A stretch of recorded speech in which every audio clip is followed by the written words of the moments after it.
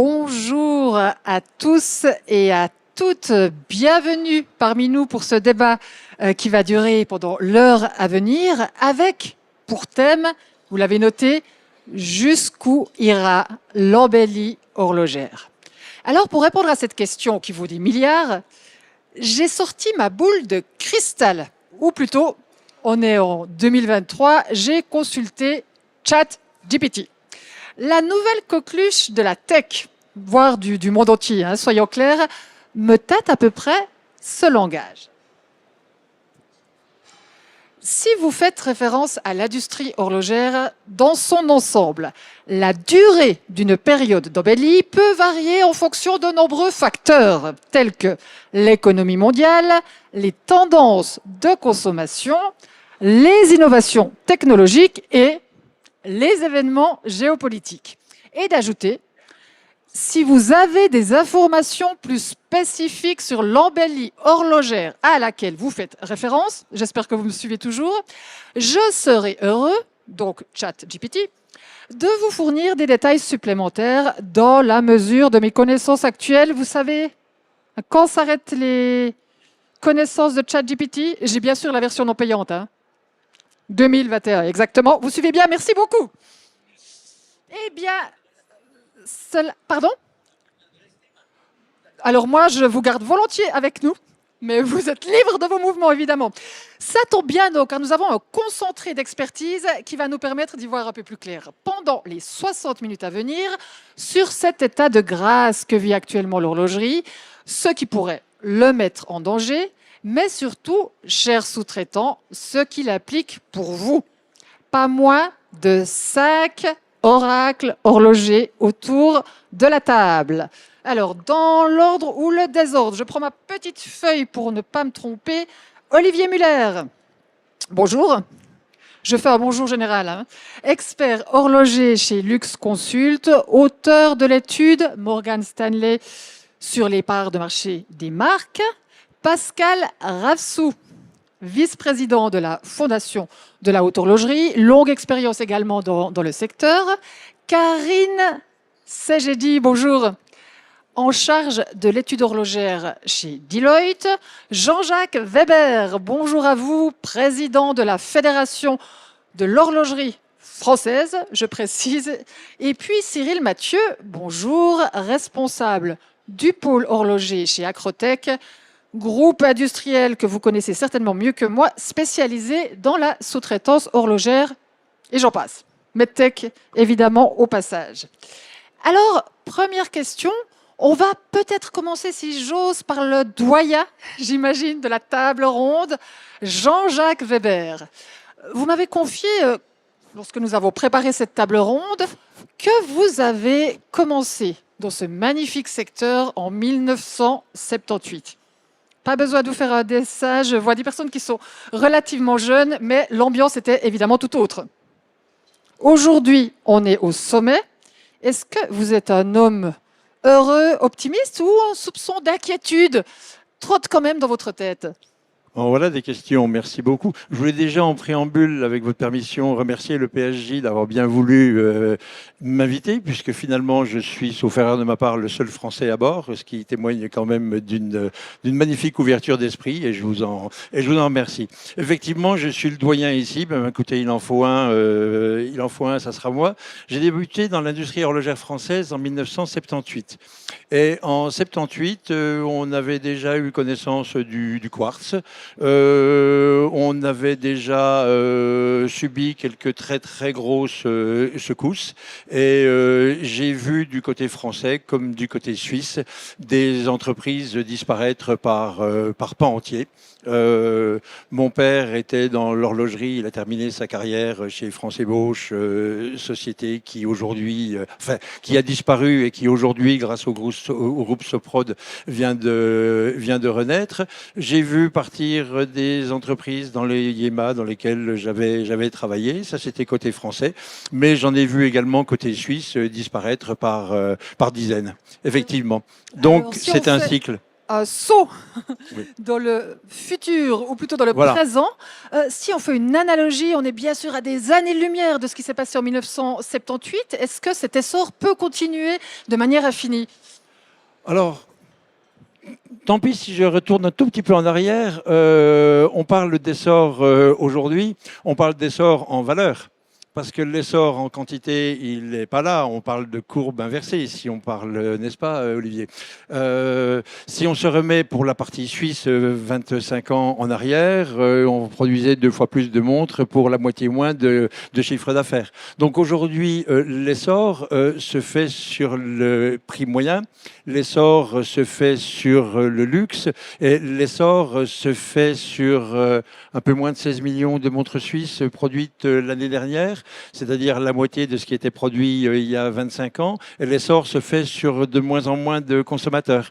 Et là, je dis prudence, méfiance, parce qu'à un moment donné, un marché, pour exister, c'est ma vision des choses, il me semble qu'il a besoin de volume pour faire vivre une industrie, pour alimenter les formations, pour alimenter la recherche-développement.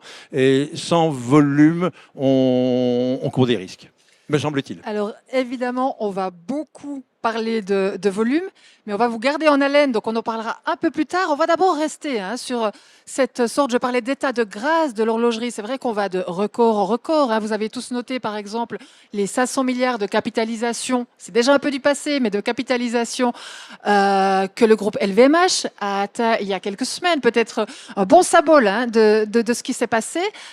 Olivier Muller, vous avez aussi un track record, on dit ça comme ça dans le métier, assez impressionnant en horlogerie. Est-ce qu'il y a des signes annonciateurs, déjà de manière générale, de ralentissement?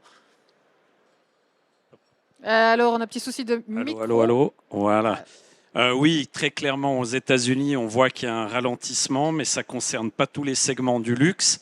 On voit très clairement que dans le très haut de gamme du luxe, on continue de surperformer, mais le segment intermédiaire est très clairement déjà impacté. La reprise en Chine n'est pas celle que tout le monde attendait, parce que béatement, tout le monde attendait que la Chine rouvre et que ce soit à nouveau la fête. Il semblerait que ce soit plus la fête que pour certains que pour d'autres. Donc oui, on voit très clairement un ralentissement qui n'est pas encore flagrant.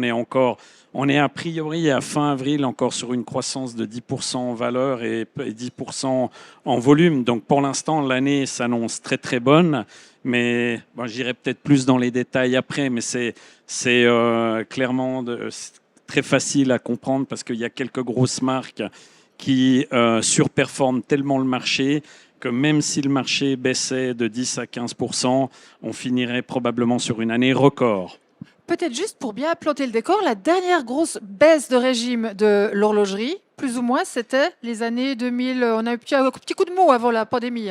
On a eu un coup de pompe en 2015-2016 où tout le monde a commencé aussi à s'inquiéter, ce qui provoque, vu qu'on est dans un salon des sous-traitants, on devrait parler de ce qui est à craindre, c'est que tout d'un coup, il y a un gros coup de frein que j'ai décrit une fois avec une théorie que je n'ai pas inventée, qui s'appelle le bullwhip, qui est l'effet coup de fouet. Quand il y a une forte décélération sur la demande, elle est surproportionnelle plus vous remontez la chaîne de valeur.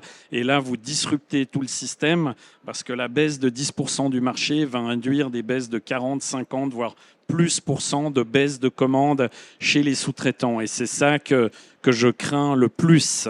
On va parler, merci beaucoup, parce que vous m'aviez parlé d'une demi-heure, vous avez très bien résumé votre théorie. On va y revenir, parce qu'effectivement, on va très vite s'intéresser à la sous-traitance. C'est dans un salon de la sous-traitance qu'on se trouve. Juste encore quelques mots sur la conjoncture. Karine, vous revenez des États-Unis. C'est vrai que vous évoquiez encore des hausses en avril, sauf erreur, je dis ça de tête, mais on était à moins 5% tout de même sur le marché américain. Je crois que là, on commence vraiment à sentir un ralentissement. Vous l'avez observé, vous l'observez chez Deloitte?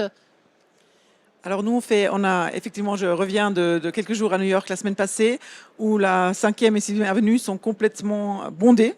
On voit encore des consommateurs dans la rue.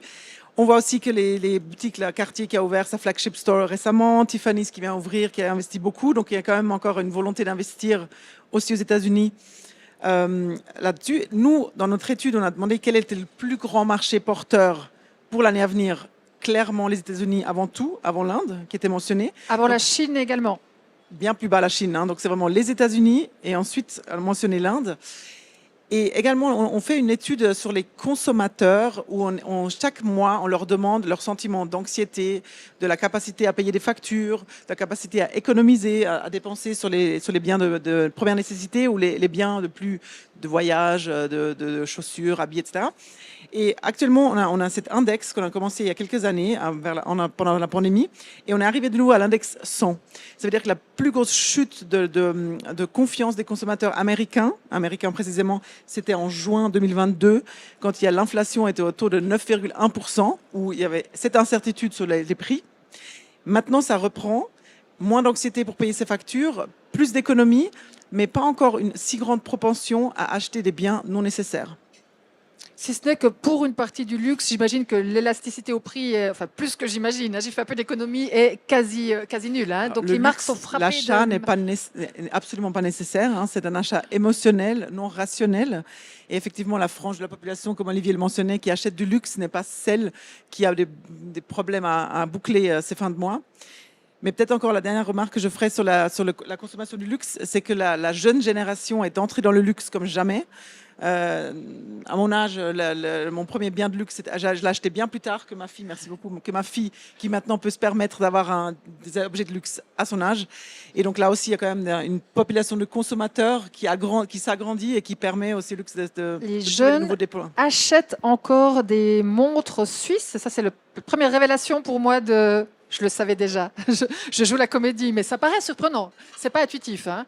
Donc il y a vraiment ce public qui s'est élargi, les jeunes, c'est pas avant tout mon Apple Watch, etc. Et puis un certain pouvoir d'achat pour une partie d'entre eux, c'est ça que vous me dites? Alors, je pense que, je ne veux pas catégoriser, mais chez les filles, les sacs à main, les ceintures sont extrêmement importantes. Chez les garçons, c'est plutôt les montres, hein, parce que c'est là qu'on peut aussi un peu plus s'amuser au niveau joaillerie, horlogerie. Et on remarque que le fait de aussi pouvoir faire du trading de montres, d'acheter et revendre, qu'il y a des marges à faire, ça rend tout ce marché tellement plus excitant et intéressant aussi pour les jeunes. L'aspect spéculation, on ne peut pas non plus l'ignorer. On arrive à le quantifier. Alors là, je ne sais pas si quelqu'un veut s'exprimer à peut-être plus d'éléments où tout le monde va me dire non, c'est impossible. Olivier Muller, j'étais sûr que vous alliez me sauver. On peut très clairement le quantifier parce qu'on peut le quantifier au travers du marché secondaire qui, comme ça je fais une fois la définition, contrairement à ce que certaines personnes pensent, c'est pas que de la seconde main, c'est aussi du marché gris, c'est du vintage, c'est les ventes aux enchères, etc. Et on voit clairement que ce marché maintenant a une croissance qui est extrêmement forte et cette croissance est due à la rareté des produits sur le marché primaire, donc des montres neuves. Vu que les gens ne trouvent pas ce qu'ils recherchent, ils vont sur le marché secondaire. Et le marché secondaire est beaucoup poussé dans sa dynamique de croissance par les ventes en ligne et bien sûr les jeunes générations sont plus promptes à aller sur Internet pour trouver la montre de leurs rêves. Donc ça pousse énormément le marché secondaire qui croît beaucoup plus vite que le marché primaire. Mais à nouveau, ça c'est aussi la remarque à faire pour toute l'horlogerie, c'est que vous avez très peu de marques qui surperforment et tout le reste qui est à la traîne derrière. Il ne faut pas non plus imaginer que tout va bien, etc. Alors là, vous parlez marché secondaire ou marché primaire? Je parle des deux et en fait, le marché secondaire, vous me tendez la perche, le marché secondaire est encore plus polarisé que le marché primaire. Sur le marché secondaire, vous avez 3 marques qui font 55% des valeurs de transaction, qui sont Rolex, Audemars et Patek. Derrière, vous avez du Richard Mille et d'autres indépendants, etc. Et sur le marché primaire, on sait que le Big Four, qui sont Rolex, Audemars, Patek, on retrouve toujours les mêmes, hein, et Richard Mille, ils font une valeur substantielle du marché primaire qui est de 40%. Si on prend les 5 plus grandes marques, on est à plus de 50% du marché, les 15 plus grandes à 75% du marché, et les 25 plus grandes, on est déjà à plus de 90% de part de marché. Donc on voit que le marché est extrêmement polarisé. Donc vous avez les Rolex, je suis désolé de répéter toujours les mêmes noms, je ne suis pas payé par eux, mais qui ont une croissance qui est surproportionnelle. Après, vous avez bien sûr, comme ça, s'il y a un indépendant parmi nous, pas qui se vexe, les petits horlogers indépendants, ils ont une croissance incroyable ces derniers temps. mais consolidés, ils ont une importance marginale au niveau des volumes de toute façon, et même au niveau de la valeur, c'est marginal. On parle de moins d'1% du total des ventes de l'horlogerie suisse. Monsieur Ravsou, on vous a encore pas beaucoup entendu, vice-président, je le rappelle, de la Fondation de la Haute Horlogerie. Ça vous inquiète, cette polarisation, cette spéculation? Est-ce que c'est grave, docteur? Alors, n'ayant pas, comme mes éminents collègues, non plus de boule de cristal, je dirais que bon, c'est inquiétant, c'est déséquilibré. C'est un déséquilibre qui dure depuis plusieurs années pour différents facteurs hein, qu'on a pu voir, évidemment la pandémie, évidemment maintenant l'insécurité qu'on peut ressentir au niveau global.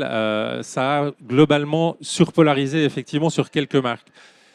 D'autant plus, je dirais, dans le second marché, parce que finalement, si on a les 3 grandes marques qui sont sur 55%, c'est ça, du marché secondaire et que 40% sur le primaire, ben, ça veut dire aussi que, faute d'avoir le produit sur le marché primaire, on va se rattraper sur le marché secondaire. Donc je pense qu'aussi, la croissance incroyable du marché secondaire, elle est aussi liée à ça. Et je pense que quand ces marques arriveront aussi à mieux contrôler la production et donc le problème de pénurie, dont la plupart n'est pas volontaire, en tout cas en partie. Alors on peut arguer du fait que c'est pas toujours le cas, et voilà. Mais en tout cas pour la plus grande marque dont on parlait avant, je pense que c'est pas une pénurie qui a été voulue et que les chiffres de production seront plus en ligne avec les chiffres d'attente de consommateurs.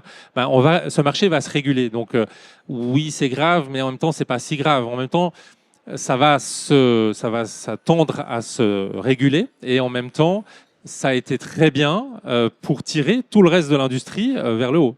Donc, c'est pas si grave non plus. Une toute petite question, hein. Ne prenez pas trop de temps à la répondre, elle est stupide, c'est une question de journaliste non spécialisé, pardonnez-moi. Est-ce on peut produire des montres à l'heure actuelle en Suisse? Non pas, on va exclure le moyen de gamme et l'entrée de gamme parce que ça, j'ai quand même compris que c'était un peu différent. On peut produire du haut de gamme et souffrir à l'heure actuelle? On a l'impression qu'il faut faire exprès presque, non? Oui, bien sûr. Bien sûr. Vous ne me donnerez pas de nom, j'imagine. Non. Ah, on en parlera tout à l'heure. Peut-être que vous arriverez à les faire parler sous la torture, je ne sais pas. Ou peut-être que vous connaissez les noms. On a entendu 4 passionnés, experts d'horlogerie qui sont à leurs heures perdues acteurs. Malgré tout, monsieur Mathieu, vous êtes le seul, si je peux me permettre, qui a en quelque sorte les mains dans le cambouis, comme beaucoup certainement d'entre vous. Est-ce que vous sentez, vous percevez, vous êtes inquiet déjà des petits signes de ralentissement, puisqu'un jour ou l'autre, monsieur Weber, vous ne l'avez pas dit, mais vous me le disiez, les arbres ne croissent pas jusqu'au ciel. Qu'en est-il chez vous? Alors, on est toujours inquiet, évidemment. On connaît le marché de l'horlogerie depuis quelques décennies maintenant, avec les montées qui sont extrêmement rapides et les descentes qui le sont tout autant. Donc oui, on est inquiet. Alors à l'instant T, c'est assez difficile de l'être formellement parce que l'activité, comme la plupart des sous-traitants que vous croiserez sur le salon, est semble-t-il relativement soutenue. C'est le cas aussi chez nous, sur la partie horlogerie-joaillerie. Les perspectives pour 2023 aujourd'hui sont excellentes. 2024 s'annonce plutôt bien. Mais voilà, on est toujours attentif à ce qui se passe sur le marché. On est toujours attentif à regarder ce qui se fait au niveau des exportations. Et je dois dire qu'aujourd'hui, ce qui nous inquiète un petit peu moins, et on en a parlé tout à l'heure en préambule, c'est que pour l'instant, on considère que l'Asie, la Chine de manière plus particulière, tarde à redémarrer, ce qui est pour nous industriels peut-être plutôt une bonne chose, puisqu'on ne saurait pas faire si l'Asie performait comme ces dernières années. Les délais d'attente, vous me soufflez une question, hein, les délais d'attente à l'heure actuelle, parce que là vous êtes assez inquiet, on voit l'idée de voir la demande augmenter, c'est combien de mois, ça se chiffre en années? Ouais, c'est le genre de question que j'aime pas trop, mais non, les délais d'attente se portent en plusieurs mois maintenant. Oui, on parle gentiment de 2024. 2024. Ce qui est assez rare depuis quelques années d'avoir une activité aussi soutenue. Maintenant, vous l'avez dit, je pense que l'horlogerie est confrontée aussi à une nouvelle dynamique et les jeunes, à mon avis, font partie de cette nouvelle dynamique, chose qu'on n'aurait pas du tout cru au moment de la sortie des premières montres connectées. Je dirais même que certains avaient déjà enterré l'horlogerie suisse et plus particulièrement l'horlogerie mécanique quand Apple et Samsung ont sorti les premières montres connectées. Et on voit aujourd'hui qu'il y a quand même un marché qui est très différent entre les montres connectées et les montres mécaniques. Et ce qui fait qu'il est différent, c'est que les jeunes s'intéressent de plus en plus à la montre mécanique. Et ça, je dois dire que c'est assez nouveau. Et c'est ce qui pourrait faire, je pense, que dans les prochaines années, on continue à avoir cette croissance tout de même au niveau de l'horlogerie, même si on constate pas effectivement une croissance en nombre de pièces vendues, mais malgré tout conserver quand même de la croissance au niveau du chiffre d'affaires, puisqu'on voit que les jeunes aussi s'intéressent aux montres d'un certain prix. On va y revenir. Je vois que Karine, vous voulez réagir. Je voulais peut-être juste faire un petit complément sur la consommation chinoise. Donc, j'ai pris un peu la température de mes collègues à Taïwan et en Chine ce matin pour avoir un peu d'informations fraîches sur le sentiment en fait des consommateurs de luxe et d'horlogerie dans ces pays-là.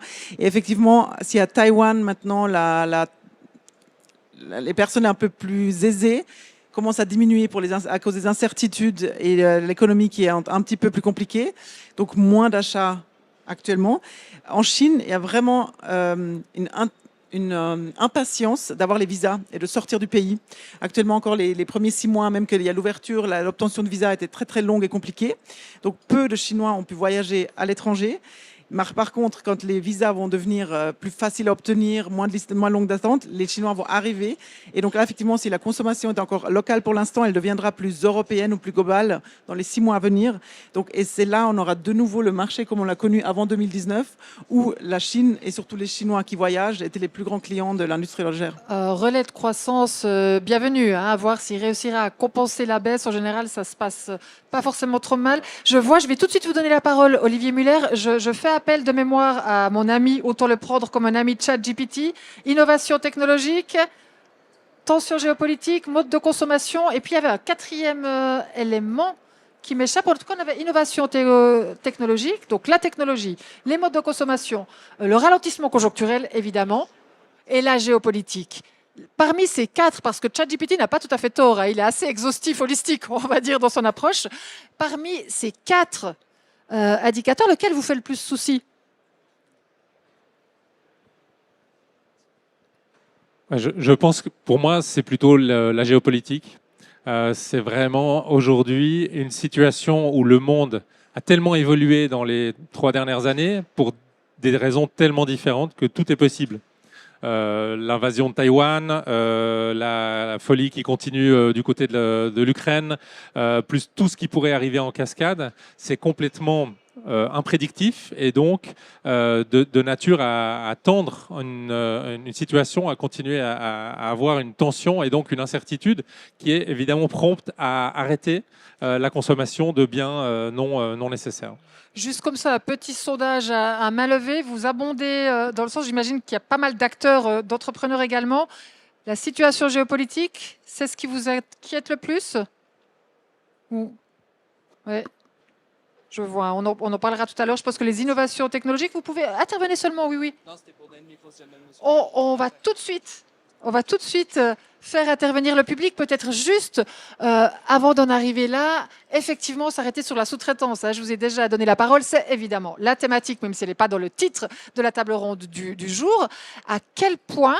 Je vais commencer par vous, Monsieur Muller. À quel point, parce que je sais que vous connaissez bien, en tout cas, le secteur aussi, tout le tissu qu'il y a derrière, à quel point cette sous-traitance, elle est emportée dans cette incroyable ascension horlogère?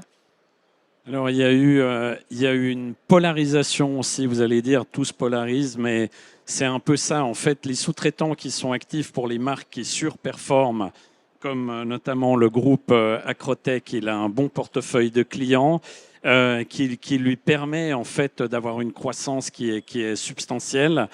Les volumes étant en diminution, il faut peut-être quand même un tout petit peu donner des chiffres pour que les gens réalisent à quel point c'est dramatique la chute des volumes. L'année passée, en 2022, on a eu un solde positif d'exportation des montres suisses de 49 000 pièces par rapport à 2021 qui était une année déjà très très faible. On a exporté 15,8 millions de montres, ce qui correspond plus ou moins aux ventes totales de l'industrie horlogère suisse. Donc les 49 000, elles sont dues à un phénomène où j'ai toujours écrit que c'est une anomalie, ça s'appelle la Moonswatch, qui a eu un succès juste incroyable, auquel même les gens chez Swatch Group ne croyaient pas. Ils ont vendu, Monsieur Hayek dit 1 million, on va dire que c'est 1 million, c'était un tout petit peu moins en sell-out. Il y a Mais une ils ont petite eu un dispute de chiffres là. il a un tout petit peu exagéré, mais ça c'est une vieille tradition familiale. Et cette année, ils vont faire encore mieux. Ils sont en train de faire un carton avec cette montre. La Moonswatch a permis en fait d'amener un sol positif. Et il y a une deuxième marque qui a contribué à cette croissance en volume. Elle s'appelle Rolex, qui a substantiellement augmenté à son niveau les quantités de ventes. On a estimé chez Morgan Stanley l'année passée les ventes de Rolex à 1,2 million d'unités, qui à leur niveau de prix, quand même vous imaginez, une Rolex coûte en moyenne à peu près 13 000 francs, un peu, on peut discuter, mais voilà. Et donc, à leur niveau, la croissance qu'ils ont eue au niveau du volume est substantielle et eux aussi ont aidé à cette croissance positive. Donc on est sur un niveau extrêmement bas. Monsieur Weber l'a dit avant, on est à la moitié des volumes d'il y a un peu plus de 20 ans. On a eu le plus bas pendant la pandémie, on est revenu à peu près à 14 millions d'unités, ce qui correspond à ce que l'industrie horlogère suisse faisait dans les années 1940, pendant la guerre. Donc c'est dramatique. Maintenant, pour revenir à votre question, oui, il y a une polarisation. Il y a des gens qui se spécialisent. Comme il n'y a plus de volume, il y a très peu de gens comme Acrotech et d'autres qui sont encore capables de fabriquer des volumes avec du vrai Swiss made. Et puis, il y a tous les autres qui essayent de se spécialiser dans des métiers plus pointus, avec des outils de production pointus, etc. Donc, on voit clairement que soit vous vous spécialisez et vous amenez de la valeur ajoutée dans votre produit. On parlait avant de cadraniers. Les cadraniers, aujourd'hui, sont en train d'intégrer leur savoir-faire. Auparavant, c'était sous-traité sur plusieurs entreprises. Aujourd'hui, ils font plus de choses en interne. Donc, on voit clairement que ceux qui faisaient du volume pour le moyen de gamme et moyen de gamme inférieur, aujourd'hui, malheureusement, ils n'ont plus de boulot. Aussi dû au fait que le Swatch Group maîtrise son outil de production. Swatch Group, c'est selon les années entre 60 et 70% des volumes de l'industrie horlogère suisse. Donc il faut juste garder ça en tête. Et le Swatch Group maîtrise une grande partie de sa fabrication en interne, pas tout, mais beaucoup. Rolex, la même chose, Audemars Piguet, etc., etc. Ça laisse peu de place peut-être pour le reste du monde. Hein. On va voir ce qu'il en est. Monsieur Weber, vous vouliez intervenir? Oui, je voulais rebondir sur ce que vient de dire notre ami Olivier et répéter ce que j'ai dit en préambule. N'oublions pas le volume. Le volume est la clé de beaucoup de choses en matière industrielle. Le volume commande les prix. Le volume va vous permettre d'avoir les clients qui vont pouvoir développer les produits. Le volume va vous permettre de faire des formations. Parce que c'est bien beau de fabriquer, mais si tous ceux qui fabriquent aujourd'hui partent en retraite et que vous n'avez personne derrière pour reprendre la production, vous avez un problème. C'est le volume qui permet d'avoir des écoles. C'est le volume qui permet de former. Et dire qu'aujourd'hui, on fabrique moins de montres, mais pour plus de valeur, je dis c'est fantastique. Vous me l'avez fait dire une fois, je le répète, les arbres ne montent pas jusqu'au ciel. Et si un jour, ceux qui sont chargés de faire ce petit volume pour cette grande valeur décident d'aller s'intéresser à un autre produit, nous tous ici, on va pleurer. Et je crois qu'il serait bon de se rappeler de ça. C'est ce que j'appelle, à titre personnel, l'Alex Hayek, Nicolas Hayek, hein, évidemment, qui avait vraiment cette vision, vous connaissez l'histoire mieux que moi, mais d'un appareil industriel fort à la base pour pouvoir développer et puis maîtriser effectivement toute la chaîne, alors non pas de valeur, c'est un autre thème, mais également toutes les gammes de l'horlogerie. Je fais appel à votre expertise particulière, monsieur Mathieu. Cette baisse des volumes, comment vous la vivez chez Acrotech? Est-ce que vous êtes aussi préoccupé que le reste de la tablée? Oui, alors évidemment, on est toujours préoccupé, c'est ce que je disais tout à l'heure. Maintenant, moi je crois que dans la baisse des volumes, il faut aussi séparer la partie quartz de la partie mécanique. Et je crois que si on s'intéressait exclusivement à la partie mécanique, on verrait que les volumes sont plutôt en augmentation qu'en diminution. Je dis on verrait parce que je n'ai pas les chiffres en tête, Calcul à faire. Intéressant, un article pour le temps. Alors, en tout cas, pas si en chute que ce qu'on peut voir au niveau du quartz. Donc, nous, notre vision, elle est concentrée effectivement sur la partie mécanique de l'horlogerie. Aujourd'hui, vous l'avez dit tout à l'heure, certains clients tirent très très fort et globalement sont aussi des clients qui tirent des volumes. Donc quelque part, ça nous aspire avec eux. Mais voilà, on est aussi vigilant par rapport à ce qui peut se passer dans les années qui viennent. Et je crois que l'industrie horlogère suisse doit d'être innovante. On l'a dit, je crois que un des facteurs de la survie de l'horlogerie suisse, ce sera l'innovation. On le voit d'un point de vue qualité, on le voit d'un point de vue nouveauté, et ça fait vraiment partie des relais de croissance qui pourront encore animer l'horlogerie suisse dans les prochaines années. En tout cas, c'est ce qu'on pense nous, et c'est ce que je pense à titre personnel. Mais évidemment, il y a des secteurs et des créneaux qui sont beaucoup plus impactés que d'autres. Et à mon sens, la partie montre connectée et montre à quartz, C'est un peu à diminuer. C'est un peu mort. Et on va développer tout ça, mais je crois que Karine, vous souhaitiez ajouter quelque chose. Oui, tout à fait. Je pense qu'effectivement, de différencier les montres de luxe et les montres plutôt à quartz ou entrée de gamme est importante, parce qu'on voit que le luxe se porte quand même extrêmement bien. Vous avez fait référence avant à la capitalisation boursière de LVMH. On voit Hermès, Richemont, LVMH, des croissances à 2 chiffres, donc vraiment des résultats impressionnants. Donc le luxe se maintient bien. On a aussi également posé la question dans notre étude si c'était plus important, si pour la personne interrogée, c'était plus important ou pas l'année prochaine de posséder une montre. Donc l'avenir, c'est important pour moi de posséder une montre ou pas que précédemment. Et effectivement, les millennials, les générations Z, c'était plus important qu'avant. Donc c'est pour ça qu'on était positivement surpris de dire, voilà, peut-être l'ancienne, on a déjà tous quelques montres, on n'a pas forcément, mais qu'il y a de nouveau cet intérêt pour cette industrie. Et qu'est-ce qui a contribué? Nous, on pense aussi, c'est le marché secondaire, vintage, les ventes aux enchères, parce que le marché est plus liquide, ça devient plus hype, il y a beaucoup plus de gens qui portent une montre au poignet. Donc le marché secondaire, quand on a posé la question au cadre, est-ce que c'est une menace ou est-ce que c'est plutôt une chance? C'était plutôt positif. Donc le marché secondaire crée de la visibilité, crée du volume, et c'est positif pour le marché primaire aussi. En tout cas, un marché et un monde en pleine mutation. J'imagine qu'à ce stade, quelqu'un ou quelqu'une souhaite intervenir. Nous avons un micro quelque part. Je vois deux mains qui se lèvent. Merci beaucoup.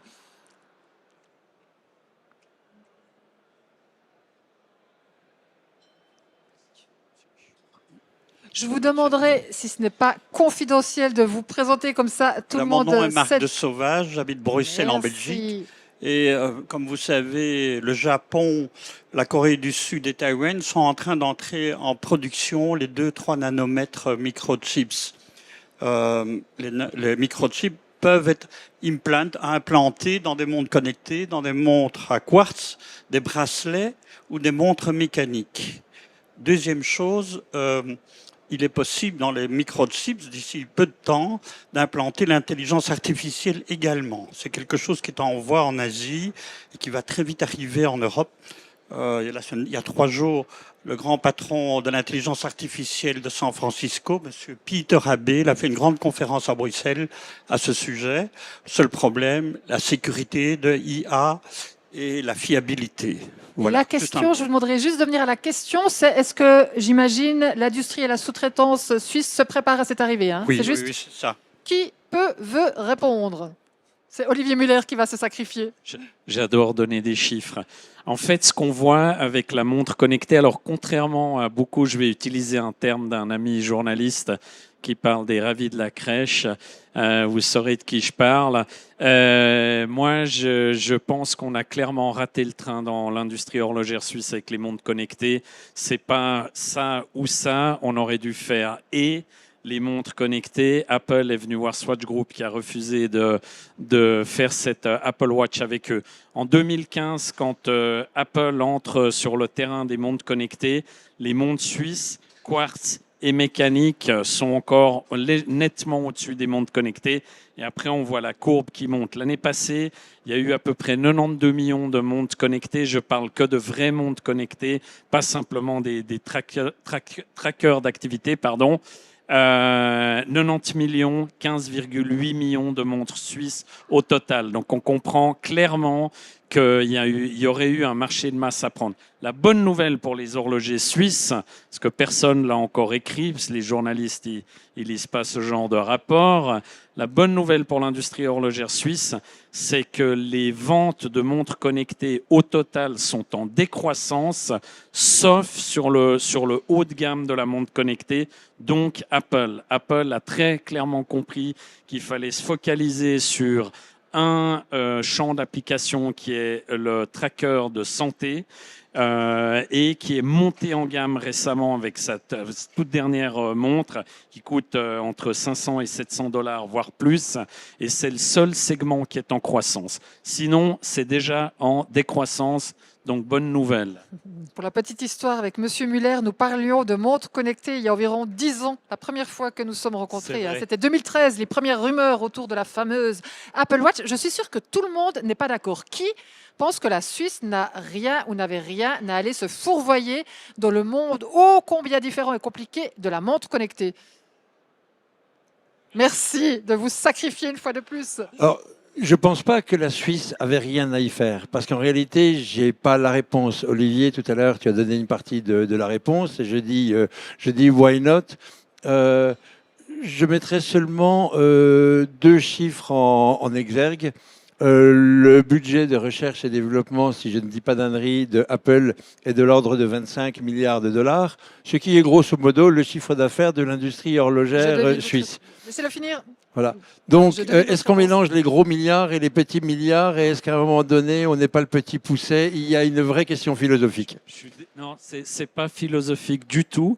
Et je suis désolé, je vais te contredire. Aucun souci. Parce que les horlogers suisses maîtrisaient à 100%, et notamment le Swatch Group, maîtrise toutes les technologies pour fabriquer une montre connectée, que ce soit l'accéléromètre, le GPS, etc. Toutes les technologies étaient maîtrisées au moment du lancement de l'Apple Watch et même longtemps avant. Donc ça n'a rien à voir avec des budgets d'investissement. On aurait pu largement faire la guerre aux Américains et Sud-Coréens. Ouais. Et malheureusement, on n'aura jamais la réponse. Moi, j'ai beaucoup de sympathie pour votre... je l'avoue, mais forcément, je suis journaliste. On aime bien observer ce genre de face-à-face entre les géants de la tech, les GAFAM californiens et puis l'horlogerie suisse. Ça aurait été magnifique. Compliqué, effectivement, mais une petite question. À nouveau bête, hein. Vous adorez que les journalistes posent des questions stupides. Je suis journaliste, pas très fortuné, donc j'ai évidemment une bonne vieille montre à quartz Tissot, pour ne pas la nommer. Revenons justement sur Terre, le moyen de gamme. On a parlé de ces volumes qui s'effondrent, et là on parle de... Alors bien sûr, on a la T-Touch connectée, mais on parle de ce type de garde-temps. Là, il faut oublier, monsieur Mathieu, vous qui suivez évidemment très bien, j'imagine, ces évolutions. Plus de place pour des moyens de gamme suisses, à part la Moonswatch, j'ai noté. Oui, même, enfin, je sais pas, mais je suis assez mal placé pour en parler, mais moi je pense effectivement que la Suisse a peut-être loupé un virage. Maintenant, il est clair que la montre connectée est quand même souvent associée à un autre objet qui est celui-là. Et la croissance qui se fait autour de la vente des montres connectées, elle est tirée par les marques qui vendent aussi une partie de la téléphonie. Donc aujourd'hui en Suisse, malheureusement, on n'a pas d'horlogers qui sont capables de concurrencer des Apple et des Samsung sur ce créneau-là. Et finalement, le créneau de la montre connectée, il devient compliqué. Maintenant, il y a quand même... C'est toujours la même chose. Il y a différents créneaux de la montre connectée. Il y a la montre connectée de sport, il y a la montre connectée de Monsieur Tout le Monde pour monitorer sa santé. Donc effectivement, je pense qu'en Suisse on a peut-être un peu sous-estimé ça, et aujourd'hui on n'a peut-être pas été des bons acteurs. Et le virage avec Apple aurait été certainement un très très bon virage à prendre. Malheureusement, maintenant qu'il a été loupé, C'est un peu tard, hein. Je vous donne tout de suite la parole, juste une précision pour se faire une image. Je ne vais pas vous demander évidemment de jeter des noms. Je sais combien le secteur horloger maîtrise, cultive son secret, même si ça change un petit peu. Mais vous êtes dans quelle gamme de prix par rapport aux marques? On n'est que dans du haut de gamme ou bien vous pouvez vous égarer dans du moyen de gamme, voire du bas de gamme, de l'entrée de gamme? Alors, tout dépend de ce qu'on appelle du moyen de gamme. Alors, j'aime pas dire bas de gamme, moyen de gamme, haut de gamme. Il y a différentes positionnements de prix au niveau des montres horlogères suisses. Et encore une fois, on n'est que sur la partie mécanique, mais aujourd'hui, on travaille pour des clients qui vont vendre des montres, on va dire, prix d'appel à 3 000 francs, jusqu'à des clients qui vont vendre des montres plusieurs centaines de milliers de francs. Donc, on adresse quand même un spectre assez large au niveau de la clientèle. Et la montre mécanique, évidemment, à des prix inférieurs, a quand même toujours de l'attrait. Le Swiss Made a toujours aussi un attrait, mais c'est clair que dès qu'on va descendre en dessous de ces prix-là, ça va devenir un petit peu plus difficile d'être compétitif. Alors, le temps file, c'est ce que me permet de mesurer mon magnifique garde-temps, mais tout le monde a envie de s'exprimer. On va être assez concis pour également vous laisser intervenir à nouveau. Je crois que Monsieur Ravsou, ça fait un petit moment que vous levez la main. Allez-y. D'une part, je veux rejoindre la bataille de notre ami de la FHS sur le terme de montre connectée. J'ai un vrai problème avec le terme de montre connectée. C'est un ordinateur au poignet, c'est un wearable, on appelle ça tout ce qu'on veut. Il se trouve que ça donne l'heure et que ça prend le real estate du poignet, mais pour moi, ça n'est pas une montre connectée. Bon, ça, c'était en aparté. Première chose, je pense que la Suisse a montré à travers cette Moonswatch qu'on pouvait quand même redonner du volume au Swiss Made, même Quartz. Et je trouve que si Swatch Group a pu le faire, d'autres peuvent le faire aussi. Et je pense qu'on a une réelle opportunité en Suisse de rebondir sur des volumes avec ce type de produits décalés, fun. Alors ok, peut-être pas des produits vendus à des millions d'exemplaires ou alors centaines de milliers d'exemplaires comme Swatch l'a fait. Mais je pense qu'il y a une vraie place à jouer là-dedans. Et je pense aussi qu'en termes d'entrée de gamme mécanique, on a aussi à faire valoir un savoir-faire unique, une qualité incroyable, une innovation qui n'est jamais à l'arrêt et qui fait aussi la réputation du Swiss Made. Mais on a un peu de la peine. Alors, je suis obligée, je vous ai demandé d'être concis, mais cette innovation, je vous entends parler innovation. Je sais très bien sur quoi ça se joue, hein, sur des nouvelles pièces magnifiques. Mais finalement, on n'est pas dans la révolution copernicienne, hein, comme celle, par exemple, qu'a représenté le bracelet, typiquement au début du XXe siècle, la montre connectée. Est-ce que l'horloger ne va pas devoir sortir un peu de sa zone de confort, en tout cas dans le moyen de gamme, évidemment, hein, et penser différemment? Il devra certainement sortir de sa zone de confort. C'est peut-être d'ailleurs pour ça qu'on a perdu la guerre du wearable il y a quelques années. Mais je pense que la capacité justement d'innovation de la Suisse, elle est inégalée. Et donc, s'il faut sortir de sa zone de confort, on a toujours prouvé dans les pires crises qu'on a pu traverser que c'était possible. Et moi, c'est ce qui m'a toujours halluciné dans cette industrie, c'est que même quand tout était perdu au fin fond de la crise du quartz, on arrive à rebondir, à trouver un moyen d'aller de l'avant. Et donc, moi, je trouve que ça, c'est magique parce que je suis suisse et fier de l'être. Et je trouve que parfois, on a un peu de la peine à sortir de notre cadre. Mais quand on est forcé, on y arrive. Mais Monsieur Weber, je vais continuer dans nos discussions parce que vous vouliez tous les deux intervenir, mais quelque part, est-ce que c'est pas dangereux justement quand je vois la situation actuelle, j'ai des carnets de commandes mais plein qui débordent, c'est pas vraiment là que j'ai envie et le temps d'innover, non? Je crois qu'aujourd'hui, on parle d'une industrie comme d'un tout, comme si tout le monde faisait exactement la même chose et pensait exactement de la même manière au même moment. En fait, à mon avis, c'est pas exactement comme ça que ça se danse. Vous avez posé la question tout à l'heure de la magnifique montre Tissot que vous arborez fièrement sur votre superbe poignet. Moi, je vais vous poser la question à l'envers. Pourquoi vous l'avez acheté? Vous l'avez acheté parce qu'elle vous plaisait. Est-ce que ça suffit? J'ai de la famille dans le milieu. On va dire c'est comme ça. D'accord, mais est-ce que ça ne suffit pas? Aujourd'hui, dans le monde tel qu'il est, en fait, le marché n'est plus monolithique. Vous avez des gens pour lesquels ce salon est parfaitement inutile parce que ça fait belle lurette qui ne portent plus de montre. Donc tout ce qu'on est en train de discuter là, ça ne les intéresse pas du tout.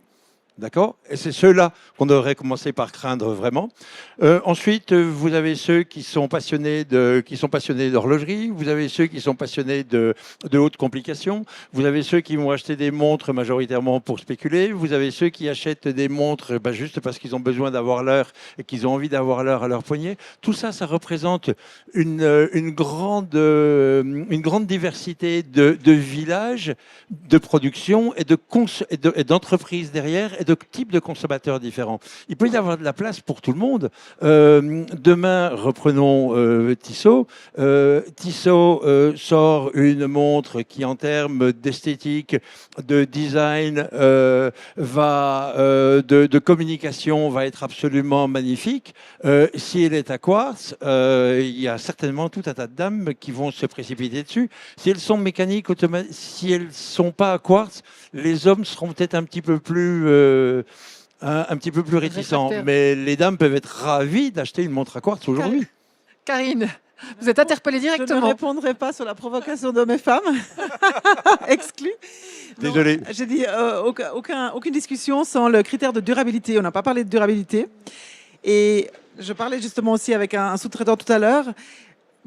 La fast fashion est assez décriée actuellement. Pourquoi? On achète, on porte une fois, on jette. Très, très, très mauvais pour l'environnement. Les montres, les wearables, comme tu dis Pascal, qu'on porte au poignet, il faut les renouveler tous les quelques années. C'est pas du tout une économie circulaire, c'est pas du tout durable. Donc, par essence, la montre mécanique est une montre durable. Elle peut durer plusieurs générations. Et pourquoi j'arbore deux montres? Parce que j'ai une montre encore qui est encore plus durable de ID Genève que je viens de récupérer, mais avec des matériaux aussi innovants, recyclés. Et c'est là aussi peut-être que l'innovation suisse pourra se retrouver. C'est d'avoir quelque chose de différent à proposer qu'une économie qui surconsomme. Point très intéressant. Cher public, les 10 minutes qui restent, parce qu'on nous a volé 5 minutes à la base, donc je suis une vraie horlogère, sont à vous, monsieur. Un micro arrive. D'abord, les journalistes n'ont pas besoin de lire les rapports puisqu'ils viennent aux tables rondes de EPAJ où on leur fait une synthèse du Ça va être rapport. la course au scoop, là. Bon, mais moi je suis un plébéien, un ignare, j'ai jamais compris comment le marché du luxe tenait en lévitation. Mais je vous pose quand même la question. Est-ce que l'horlogerie n'est pas à la fois dans trois marchés et pourrait à terme être hors de ces trois marchés? Un produit utilitaire, mais ça fait 50 ans que plus personne n'achète une montre pour avoir l'heure. Le marché de l'art, mais c'est pas tout à fait le marché de l'art, c'est un peu un marché de l'art et un peu un marché de l'investissement et un peu marché du snobisme, parce qu'on peut montrer son snobisme au poignet sans inviter les gens à dîner chez soi, c'est quand même plus économique. Et puis, troisième marché, c'est le marché noir, puisque nous savons très bien que nous sommes au seuil de la Troisième Guerre mondiale et que ce sera très bien d'avoir une Rolex, une Patek et une je sais pas quoi dans son corsage quand on devra fuir à pied les zones contaminées nucléaires. Donc, comment voyez-vous l'avenir de ces trois marchés qui peuvent converger, pour le moment miracle, ils convergent, qui peuvent diverger ou effectivement qui peuvent se retrouver finalement le bec dans l'eau? Je suis sûre que M. Muller a une réponse, mais M. Ravsou, on vous a moins entendu. Ah, alors je vois que vous cédez la parole. Je vais vous dire, le marché de l'horlogerie de luxe, c'est clairement un marché de niche. On l'a dit avant, les volumes sont en chute libre depuis 20 ans. On ne va pas avoir une inversion de tendance forte. La Moonswatch est une hirondelle qui, malheureusement, a priori, ne fera pas le printemps. En tout cas, je ne le pense pas. On va un peu récupérer sur les volumes cette année, mais pas tant que ça. Donc, on est clairement en train de devenir une industrie de niche dans le luxe. Le luxe est hors sol dans tous les autres domaines, que ce soit des voitures d'ultra-luxe, etc. Je parlais des États-Unis avant. Ce qui se maintient pour l'instant très bien aux États-Unis, c'est le vrai luxe, et on est en train d'aller vers un luxe un peu plus assagi, on va dire. Et on a effectivement, dans l'horlogerie, on a cette chance d'avoir une convergence d'un produit de luxe, statutaire, culturel, vous pouvez l'appeler comme vous voulez. Oui, Et les riches peuvent se retrouver voler à votre ruinés, secours. mais il y aura d'autres riches. Pour l'instant, il y a, chaque jour plus de riches sur cette planète. Monsieur Rapsou, je vous laisse intervenir. Deux petits éléments pour la réflexion quand même importants. On se rappelle en Chine, 2015-2016, je ne suis pas tout à fait exact, mais quand tout à coup le gouvernement a mené une répression assez féroce, on sait comment ça se passe la répression en Chine face à ces signes ostentatoires de richesse. Et puis il y avait un deuxième élément qui me venait à l'esprit, c'est les jets privés par exemple. Est-ce que l'horlogerie, alors je ne sais pas si vous voudrez réagir à ça, mais est-ce que l'horlogerie pourrait se retrouver dans un bad buzz tel que les jets privés? Je ne sais pas si vous avez une réponse à cette question. Alors pour cette dernière question, je suis certain que non. Et pour rebondir sur ce que disait Karine, la montre est un objet durable qui s'inscrit dans une société qui est hyper connectée et qui est hyper déconnectée, et c'est ce qui fait son intérêt pour les jeunes. Donc je dirais que c'est ce qui est, je pense que c'est de bon augure pour la prochaine génération.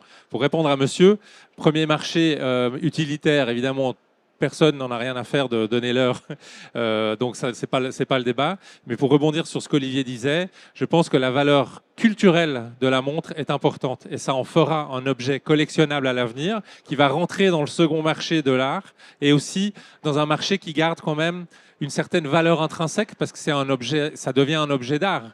C'est un objet qu'on a envie de garder, qui a une valeur de fabrication, qui a un ADN, qui a une histoire, il se passe quelque chose derrière, il y a une industrie derrière, il y a des siècles d'histoire derrière. Et donc je pense dans ce cadre-là que même si les riches sont remplacés par d'autres riches, et ils le seront, la montre a toujours un bel avenir devant elle. Si jamais, très rapidement, parce que j'ai vu, je vous donne tout de suite la parole, je fais malheureusement de la pub pour la concurrence, mais dans le fun, très sérieux, très prestigieux Financial Times, une tribune très intéressante a paru ces jours qui justement mettait en garde entre cette différence, la tech aux États-Unis et puis le luxe à l'Europe, en voyant quand même des risques par rapport à l'opprobre qui pourrait subitement s'abattre sur ce secteur. Donc si jamais c'était tribune du président de la Fondation Rockefeller, si jamais vous la recherchez. Mais derrière, j'ai vu une question, puis je vous donne tout de suite la parole. Une petite question tout d'abord aux organisateurs. On peut joyeusement déborder 5 minutes. OK.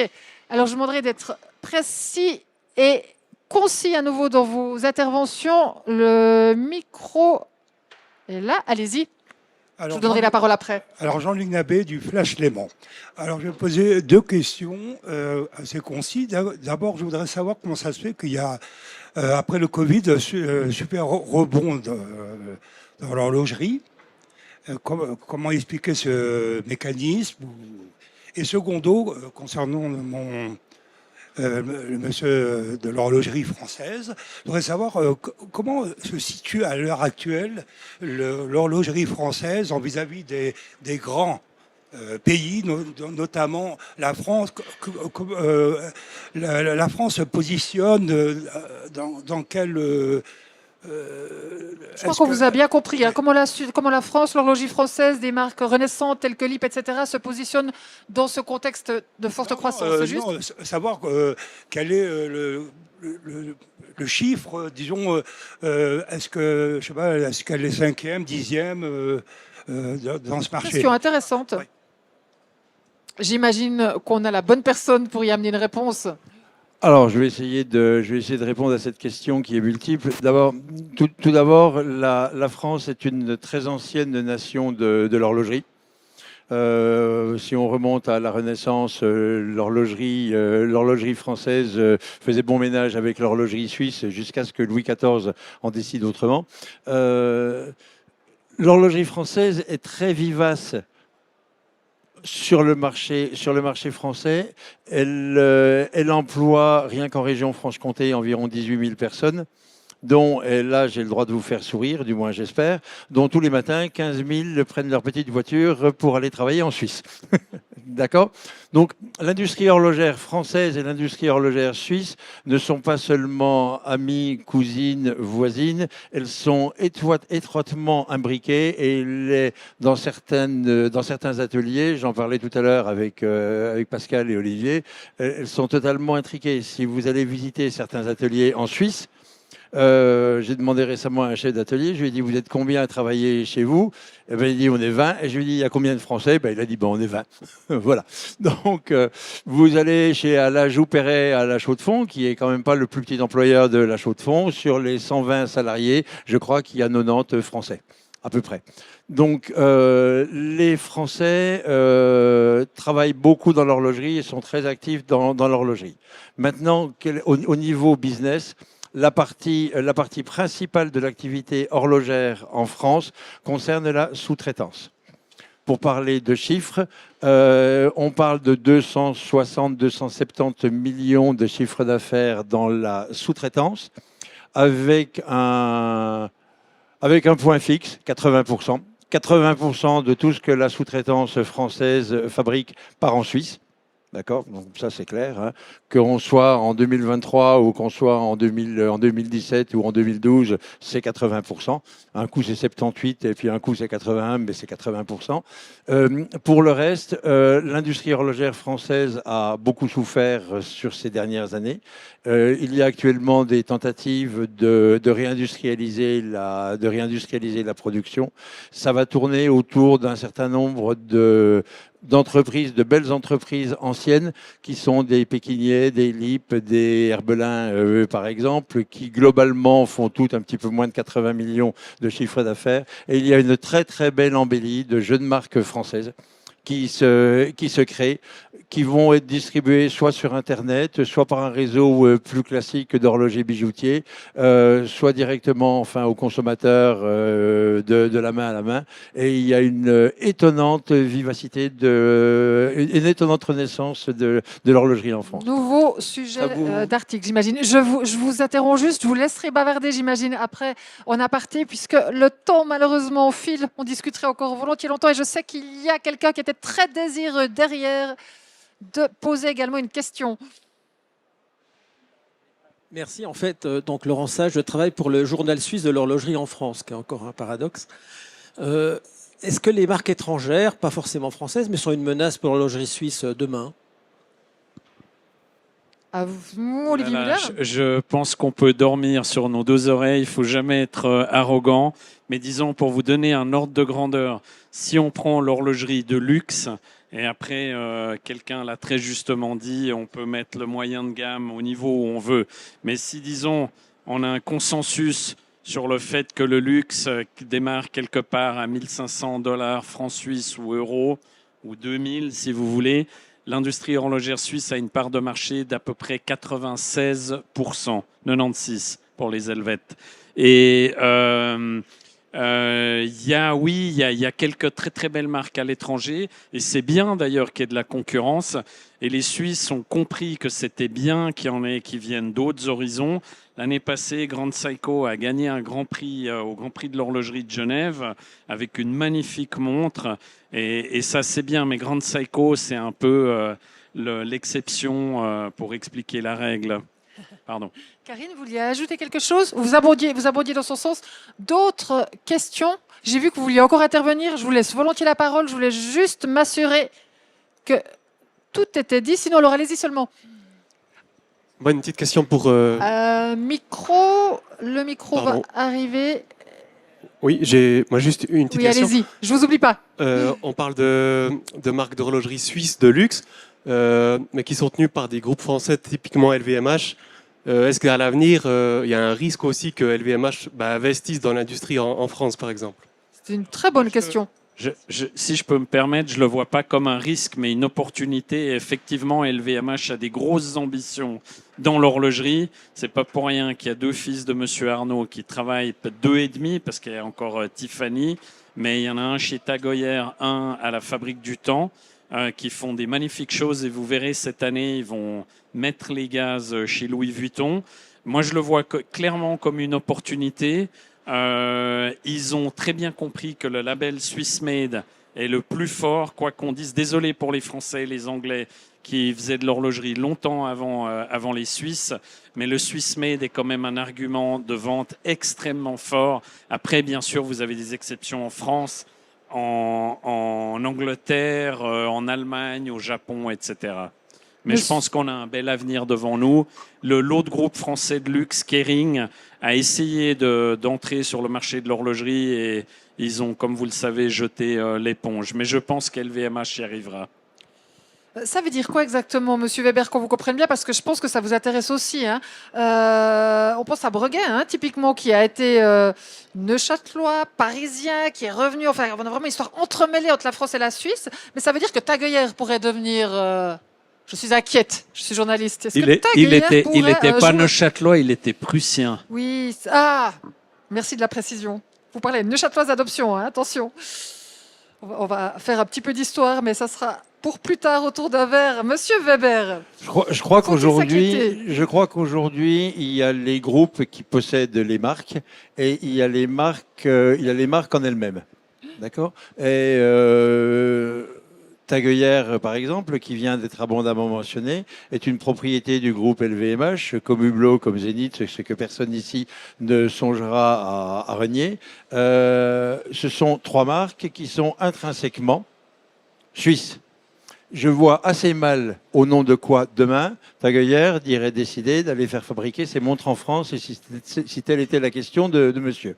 Par contre, Louis Vuitton est une marque française. Hermès. Voilà. Chanel, Hermès, tout ceci sont des marques françaises. Ce sont toutes des marques qui sont intégrées à des groupes français, d'accord, à capitaux privés ou cotés en bourse ou mix, hein, enfin que ce soit Hermès, Chanel ou LVMH, on voit quand même que les familles, même si c'est pas coté, sont là. Et le Made in France, et je sais qu'il y a des politiques français dans la salle et que j'en profite pour saluer, le Made in France est quelque chose qui peut un jour intriguer un industriel français et qui peut se dire, si nous avons la possibilité de faire, commençons peut-être par une collection capsule, une montre Louis Vuitton qui serait intégralement fabriquée en France et sur laquelle on dirait, voilà cette montre, elle a été totalement faite en France.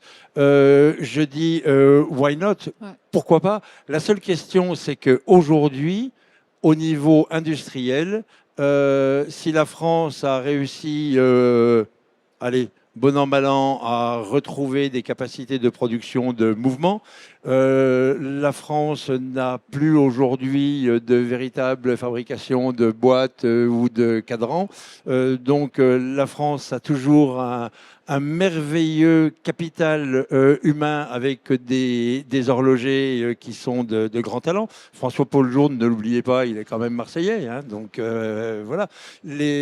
Donc on a un véritable savoir-faire, mais qui aujourd'hui manque d'implantation industrielle sur le territoire français. Et si un jour on arrive à recréer ça, et certains y travaillent, et nous, si on peut aider et pousser dans des directions qui sont raisonnables et non pas dans des directions qui flirtent trop fort avec Oui, l'utopie, j'y pensais, évidemment. on le monde sait fera. de quoi vous Je sais parlez. à quoi vous pensez, Oui. mais là, ce à quoi vous pensez, on était sur un registre plus pénal que industriel.